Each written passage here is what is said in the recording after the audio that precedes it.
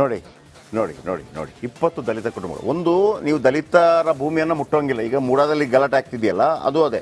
ಅಂದರೆ ನಾನು ಹೇಳಿದ್ದು ಆ ಗಲಾಟೆ ಆಗ್ತಿದೆ, ಸತ್ಯನ ಸುಳ್ಳು ಅದು ಬೇರೆ ವಿಚಾರ. ಆದರೆ ನೀವು ದಲಿತ ಕುಟುಂಬ ದಲಿತರಿಂದ ನೀವು ಭೂಮಿ ತಗೊಳ್ಳಂಗಿಲ್ಲ.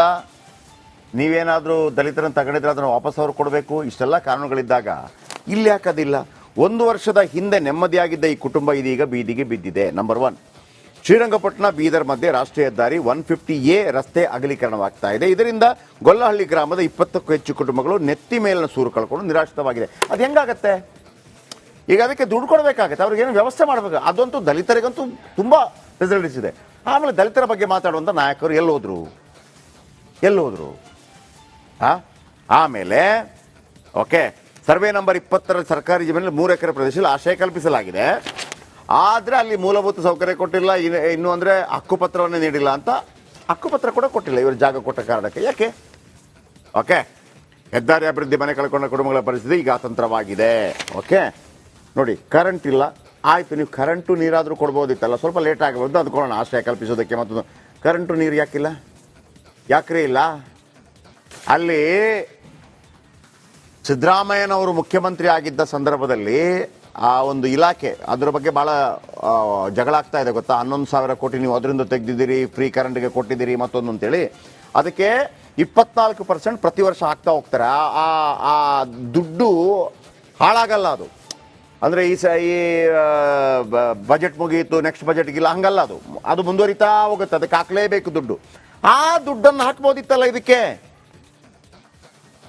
ಆಮೇಲೆ ನಾನು ಕೇಳ್ತಾ ಇರೋದು, ಈ ದಲಿತ ಸಂಘರ್ಷ ಸಮಿತಿ, ಸೇನೆ, ಮತ್ತೊಂದೆಲ್ಲ ಇರುತ್ತಲ್ಲ, ನೀವು ಯಾರಿಗಾಗಿ ಕೆಲಸ ಮಾಡೋದು? ನೀವು ಯಾರಿಗಾಗ್ರಿ ಕೆಲಸ ಮಾಡೋದು? ಮಹದೇವಪ್ಪ ಅವರಿದ್ದಾರೆ, HC ಮಹದೇವಪ್ಪ ಇದ್ದಾರೆ, ದಲಿತ ನಾಯಕರು. KPCC AICC ಅಧ್ಯಕ್ಷರೇ ಇದ್ದಾರೆ, ಮಲ್ಲಿಕಾರ್ಜುನ ಖರ್ಗೆ ಅವರು. ಈ ಸಂದರ್ಭದಲ್ಲಾದರೂ ಆಗಬೇಕಲ್ಲ ಕೆಲಸಗಳು. ಈಗ ಒಬ್ಬ ಮುಖ್ಯಮಂತ್ರಿ ಆದಾಗ ಆ ಜಿಲ್ಲೆ ಇಂಪ್ರೂವ್ ಆಗತ್ತೆ ಅಂತಿರುತ್ತೆ. ಅವರು ಭ್ರಷ್ಟಾಚಾರ ಮಾಡಿದ್ರಂತೆ, ಮತ್ತೊಂದು ಮಾಡಿದ್ರಂತೆ, ಮಗದೊಂದು ಮಾಡಿದ್ರಂತೆ ಅಂತ ಹೇಳಿದಾಗ ಫೈನಲಿ ನಮ್ಮ ಊರು ಚೆನ್ನಾಗಿತ್ತಪ್ಪ ಅಂತ ಹೇಳೋದನ್ನು ಕೇಳಿದ್ದೀನಿ ನಾನು. ಅದಕ್ಕೆ ಅತ್ಯದ್ಭುತ ಉದಾಹರಣೆ ಶಿವಮೊಗ್ಗ ಜಿಲ್ಲೆ. ಯಡಿಯೂರಪ್ಪನವರು ಮುಖ್ಯಮಂತ್ರಿ ಆದ ನಂತರ ಅಲ್ಲಾದಂಥ ನಾನು ನೋಡಿದ್ದೀನಿ, ಶಿಕಾರಿಪುರಕ್ಕೆ ಹೋಗಿ ನೋಡಿದ್ದೀನಿ. ಅದು ಒಳ್ಳೆ ಚತುಷ್ಪಥ ರಸ್ತೆ ಥರ ರೋಡ್ಗಳಿದೆ. ಹಾಗಂತ ಊರಿನ ಚಿತ್ರಣ ಬದಲಾಗೋಗ್ಬಿಡ್ತದೆ. ಅದು ಬೇಕಾಗಿರುವಂಥದ್ದು ನಮಗೆ. ಇಲ್ಲಿ HC ಮಹದೇವಪ್ಪ ಇದ್ದಾರೆ, ಪ್ರಿಯಾಂಕ್ ಖರ್ಗೆ ಇದ್ದಾರೆ, ಇವರೆಲ್ಲ ದಲಿತ ನಾಯಕರುಗಳು. ಮುನಿಯಪ್ಪ ಇದ್ದಾರೆ, ಇನ್ನೂ ಅನೇಕರು ಇರ್ಬೋದು, ನನಗೆ ಲೀಸ್ಟ್ ಸಿಗ್ತಾ ಇಲ್ಲ. ತುಂಬ ಜನ ಇದ್ದಾರೆ. ನೀವು ಏನು ಮಣ್ಣಾಗಟ್ಟೆ ಮಾಡ್ತಾ ಇದ್ದೀರಿ ಅಂತ ಅರ್ಥ ಆಗ್ತಾ ಇಲ್ಲ ನನಗೆ. ಈಗ ಸಾಧಾರಣವಾಗಿ ನಮಗೇನು ಸರ್, ನಮಗೇನು ಅವಕಾಶ ಸಿಗುತ್ತೆ? ಆಯ್ತು, ಅಧಿಕಾರವೇ ಸಿಕ್ಕಿದೆಯಲ್ಲ, ನೀವು ಪವರ್ಫುಲ್ ಅಲ್ವಾ? ಪ್ರಿಯಾಂಕ್ ಖರ್ಗೆ ಏನು ಪವರ್ಫುಲ್ ಕಡಿಮೆನಾ? ಸಮಾಜ ಕಲ್ಯಾಣ ಇಲಾಖೆ. HC ಮಹದೇವಪ್ಪ ಏನು ಪವರ್ ಕಡಿಮೆನಾ? ಮುಖ್ಯಮಂತ್ರಿ ರೇಸಲ್ಲಿರೋರು.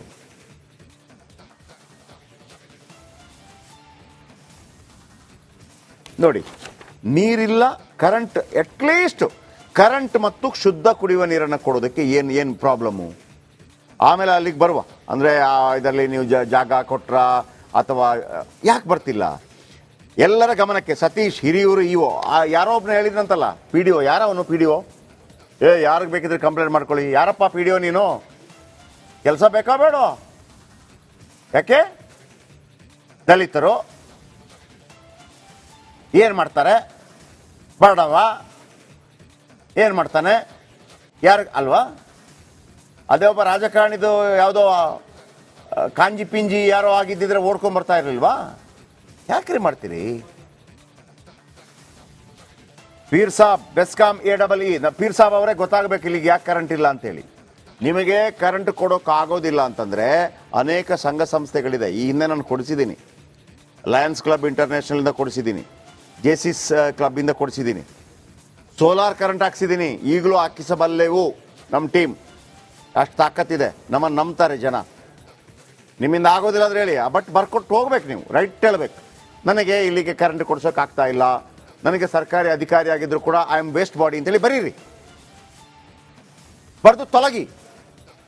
ನಿಮಗೆ ಮೆಜೆಸ್ಟಿಕಲ್ಲಿ ಎಗ್ ರೈಸ್ ಅಂಗಡಿ ನಾವು ಹಾಕ್ಕೊಡ್ತೀವಿ.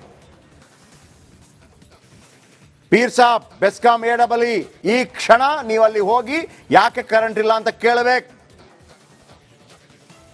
ಸತೀಶ್ ಹಿರಿಯೂರು EO, ಆಮೇಲೆ ಆ ಸಂಬಂಧಪಟ್ಟ PDO ಯಾಕಪ್ಪ ನೀರು ಕೊಡೋಕ್ಕಾಗ್ತಾ ಇಲ್ಲ, ಬಾವಿ ತೋಡಬೇಡ, ಡೈಲಿ 20 ಕುಟುಂಬಗಳಿಗೆ ಟ್ಯಾಂಕರಲ್ಲಿ ನೀರು ಕೊಡಿ.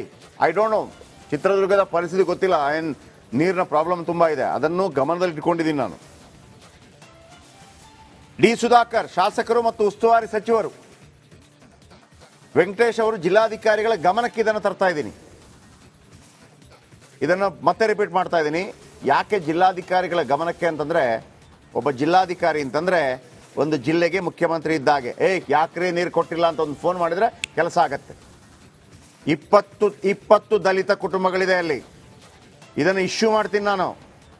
9ನೇ ತಾರೀಕಿನಿಂದ ಸೆಷನ್ ಶುರುವಾಗತ್ತೆ.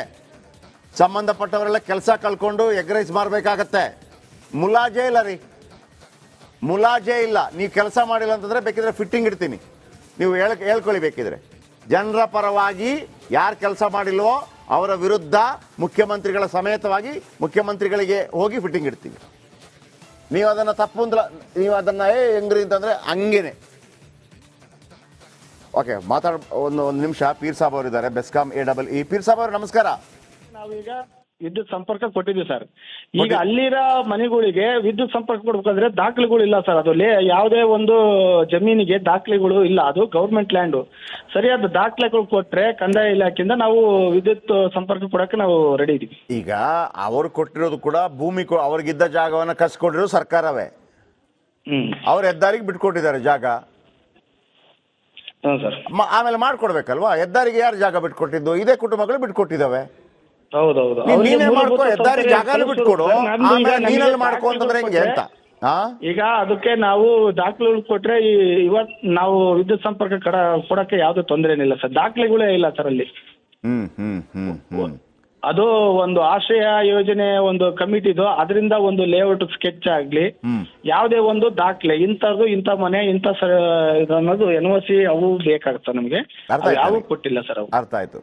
ಟೆಂಪರರಿ ಕುಡಿಯ ನೀರಿಂದಕ್ಕೆ ನಾವು ಈಗ ಮಾನ್ಯ ಶಾಸಕರು ಒಂದು ಬೋರ್ವೆಲ್ ಕೊರ್ಸಿದ್ರು ಸರ್, ಅದಕ್ಕೆ ವಿದ್ಯುತ್ ಸಂಪರ್ಕ ಕೊಟ್ಟಿದ್ವಿ ಸರ್ ನಾವು. ಅದಕ್ಕೆ ನೀರಿದೆಯಲ್ಲ ಈಗ? ಹೌದೌದು ಸರ್, ಹೌದು ಸರ್, ಅದಕ್ಕೊಂದು ಕೊಟ್ಟಿದ್ದೀರಿ. ಹೌದು ಸರ್, ಶಾಸಕರು ಹೇಳಿದ ಕಾರಣಕ್ಕಾಗಿ. ಓಕೆ, ಥ್ಯಾಂಕ್ ಯು ನಮ್ಮ ಜೊತೆ ಮಾತಾಡಿದಕ್ಕಾಗಿ. ನೋಡಿ, ಜಾಗ ಕೊಟ್ಟಿದ್ದು ಇವರು ಎಲ್ಲೋ ತಂದು ಹಾಕಿದ್ದಾರೆ, ಅಲ್ಲಿ ಆರಾಮಾಗಿದ್ರು. ಯಾರಾದ್ರೂ ನೆಕ್ಸ್ಟ್ ಮುಂದಕ್ಕೆ ಬರ್ತಾರೆ, ಅದಕ್ಕೆ ಕೇಳೋದು ಒಬ್ಬ ಯಾರಾದ್ರೂ ಬೇಕು ಅಂತೇಳಿ. ನಾನು ಒಂದು ಮಾತು ಹೇಳ್ಬಿಡ್ತೀನಿ ವೀಕ್ಷಕರೇ. ಈ ರೇವಣ್ಣ ಇದ್ದಾರಲ್ಲ, ಯಾರು, ಹೊಳೆ ನರಸೀಪುರ, ಇವರು PWD ಐ ಥಿಂಕ್ ಆಗಿದ್ರು. ಈ ದಶಪಥ ರಸ್ತೆ ಆಯ್ತಲ್ಲ ಬೆಂಗಳೂರು ಟು ಮೈಸೂರು, ಆಗ ಕೆಲವರು ಜಾಗ ಕೊಡಲಿಕ್ಕೆ ರೆಡಿ ಇರಲಿಲ್ಲ. ನೀವು ಯಾರು ಯಾವ ಕ್ರೆಡಿಟ್ ತಗೊಳ್ಳಿ, ನಾವು ತುಂಬ ಅದನ್ನು ಪ್ರತಾಪ್ ಸಿಂಹ ಅವರನ್ನು ಹೊಗಳಿದ್ದೀವಿ, ಆ ರೋಡ್ ಆಗಿದೆ ಮತ್ತೊಂದು ಅಂತೇಳಿ. ಇಲ್ಲ, ನಮ್ಮ ಟೈಮಲ್ಲಿ ಅದು ಹೌದು, ನಿಜ. ಒಬ್ಬರಿಂದ ಆಗಿರುವಂಥದ್ದಲ್ಲ, ಎಲ್ಲರಿಂದ ಆಗಿರುತ್ತೆ. ಫೈನಲಿ ರೋಡ್ ಆಗಬೇಕು. ಆ ರೋಡನ್ನು ಸ್ವಾಧೀನ ಮಾಡ್ಕೊಳ್ಳೋದಕ್ಕೆ HD ರೇವಣ್ಣ ತುಂಬ ಪ್ರಯತ್ನ ಪಟ್ಟಿದ್ದಾರೆ, ಮಾಡಿಕೊಟ್ಟಿದ್ದಾರೆ ಕೂಡ. ಯಾಕೆಂದರೆ ಜಾಸ್ತಿ ದುಡ್ಡು ಸಿಗುತ್ತಪ್ಪ ಕೊಟ್ಬಿಡಪ್ಪ ಅಂತೇಳಿ ಮಾಡಿದ್ದಾರೆ. ಎಲ್ಲರ ನೆನಪಿಟ್ಕೋಬೇಕು. ನೀವು ಇಟ್ಕೊಳ್ಳಿ ಬೇಕಿದ್ರೆ, BJP ಬೇರೆ ಕಾಂಗ್ರೆಸ್ ಬೇರೆ ಅಂತ. ನನಗದಲ್ಲ. ಈ ಸಮಾಜಕ್ಕಾಗಿ ಯಾರು ಕೆಲಸ ಮಾಡ್ತಾನೆ, ಈ ಸಮಾಜದಲ್ಲಿ ಯಾವುದೇ ರೀತಿಯಲ್ಲಿ ಜಾತಿ ಭೇದ ಭಾವ ಇಲ್ಲದೆ, ಜಾತಿಗಳಿದೆ, ಜಾತಿ ಭೇದ ಭಾವ ಮಾಡದೆ ಇದ್ದವನನ್ನು ನಾನು ರೋಲ್ ಮಾಡೆಲ್ ಅಂತ ತಿಳ್ಕೊಳ್ಳೋದು, ಬೇರೆ ಯಾವನನ್ನೂ ಅಲ್ಲ. ಅರ್ಥ ಆಯ್ತಾ? ಜಿಲ್ಲಾಧಿಕಾರಿಗಳೇ ನಿಮ್ಮ ಗಮನಕ್ಕೆ, ಪೂರ್ಣಿಮಾ ಶ್ರೀನಿವಾಸ್ ಅವರೇ ಮಾಜಿ ಶಾಸಕಿ ನಿಮ್ಮ ಗಮನಕ್ಕೂ ಒಂದು ಹೋರಾಟ ಮಾಡಿ. ಈಗ ನೀವು ಮಾಜಿ ಶಾಸಕಿ ಅಲ್ವಾ, ಮಾಡಿ. ಡಿ ಸುಧಾಕರ್ ಅವರು ಶಾಸಕರಿದ್ದಾರೆ, ಅವ್ರು ಕೇಳಿ ಪ್ರಶ್ನೆ. ಯಾಕೆ ಆಗ್ತಿಲ್ಲ ಇಲ್ಲಿ ಜಾಗ? ಯಾಕೆ ಅವರಿಗೆ ಕರೆಂಟ್ ಇಲ್ಲದೆ ಬದುಕಬೇಕು? ಅವರು ಆರಾಮಾಗಿದ್ರಲ್ಲ, ಅವ್ರನ್ನ ಯಾಕೆ ಕಿತ್ಕೊಂಡ್ರಿ? ಕೇಳಿ, ಪ್ರೊಟೆಸ್ಟ್ ಮಾಡಿ. ಹೆಣ್ಣು ಮಕ್ಕಳ ಪರವಾಗಿರ್ತೀವಿ. ನಾನು ನನ್ನಿಂದ ಒಂದು ಹೊಸ ಒಂದು ಸಿಸ್ಟಮ್ ಶುರು ಮಾಡಿದ್ದೀನಿ ನಾನು. 6 ಕೋಟಿ ಜನರಲ್ಲಿ 3 ಕೋಟಿ ಹೆಣ್ಮಕ್ಳಿದ್ರೆ ನೀವು ಡಿಸೈಡ್ ಮಾಡಿ ಯಾರಾಗಬೇಕು ನೆಕ್ಸ್ಟ್ ಮುಖ್ಯಮಂತ್ರಿ ಅಂತೇಳಿ. ಕಾಂಗ್ರೆಸ್ಸಿಂದ, BJPಯಿಂದ, JDSನ ಬನ್ನಿ.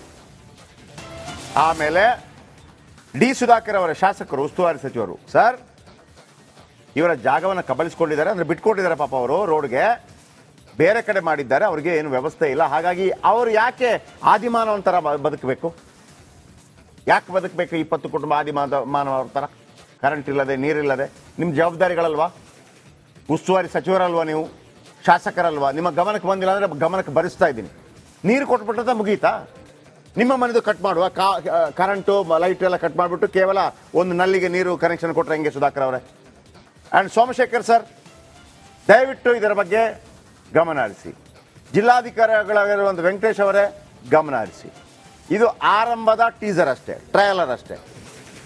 ಎಲ್ಲೇ ಆಗಲಿ ದಮನಿತರಿಗೆ ವಿಶೇಷವಾಗಿ ಈ ದಲಿತರು ಸಾಕಲ್ವಾ ಇಷ್ಟು ವರ್ಷಗಳಿಂದ ನಿಮ್ಮ ಕೆಲಸ ಮಾಡ್ಕೊಂಡು ಇನ್ನಾದ್ರೂ ಒಂದು ಜೀವನ ಕೊಟ್ರಪ್ಪ ಅವ್ರಿಗೆ. ಆಮೇಲೆ ಅವರ ಹಕ್ಕನ್ನು ಕೇಳ್ತಾ ಇದ್ದಾರೆ. ನಿಮ್ಗೇನಂದ್ರೆ ಭಿಕ್ಷೆ ಬಿಡಬೇಕಾ? ನೋ, ಬೇಡಬಾರ್ದು. ದಲಿತರ ಹಕ್ಕದು. ದಲಿತರಿಗೆ ಮಾತ್ರ ಅಂತಲ್ಲ, ಯಾರು ದಮನಿತರಿದ್ದಾರೆ, ಯಾರು ಈ ಥರ ಒತ್ತಡಕ್ಕೊಳಗಾಗಿದ್ದಾರೆ ಅವರ ಪರವಾಗಿ ನಿಲ್ತೀವಿ ನಾವು. ನಾನು ನಿಲ್ತೀನಿ, ನಿಮ್ಮ ಜೊತೆ ನಾನು ಇರ್ತೀನಿ. ಇದು ಟ್ರಯಲರ್. ಈ ಸ್ಟೋರಿ ಮಾಡಿಕೊಡಿ. ಆ ದಲಿತ ಕುಟುಂಬಕ್ಕೆ ಜೀವನ ಮಾಡೋದಕ್ಕೆ ಅವಕಾಶ ಮಾಡಿಕೊಡಿ. ಮಾಡಿಕೊಟ್ಟಿಲ್ಲ ಅಂತಂದರೆ ಇಂಡೆಪ್ತ್ ಆಗಿ ಹೋಗ್ತೀನಿ. ಹೆಂಗೆ ಬಳ್ಳಾರಿ ಸ್ಟೋರಿಯನ್ನು ಹೆಂಗೆ ಎಲ್ಲ ಬಂದು ಲೈನ್ ಹೊಡೆದು ಮಾರ್ಚ್ ಫಾಸ್ಟ್ ಮಾಡ್ತಾ ಇದ್ದಾರಲ್ವ, ನಮ್ಮ ಸ್ಟೋರಿ ಅದು. ಯಾಕಂದರೆ ಅಲ್ಲಿ ಬಡವರು ಸತ್ತಿದ್ದು ಯಾವನೂ ಬಂದಿಲ್ಲ, ಜಾತಿಯವನು ಬಂದಿಲ್ಲ, ಎಮ್ ಎಲ್ ಎನೂ ಬಂದಿಲ್ಲ, ಮತ್ತೊಮ್ಮೆ ನಾವು ಬಂದಿದ್ದೀವಿ. ಆ ಕೆಲಸ ಆಗಿದೆ. ಇವರ ಪರವಾಗಿ 20 ಕುಟುಂಬಗಳ ಪರವಾಗಿ ನಿಲ್ತೀವಿ. ಮತ್ತೊಮ್ಮೆ ಹೇಳ್ತಾ ಇದ್ದೀನಿ, ಜಿಲ್ಲಾಧಿಕಾರಿಗಳಿಂದ ಆದಿಯಾಗಿ PDO ತನಕ ಎಚ್ಚೆತ್ಕೊಳ್ಳಿ.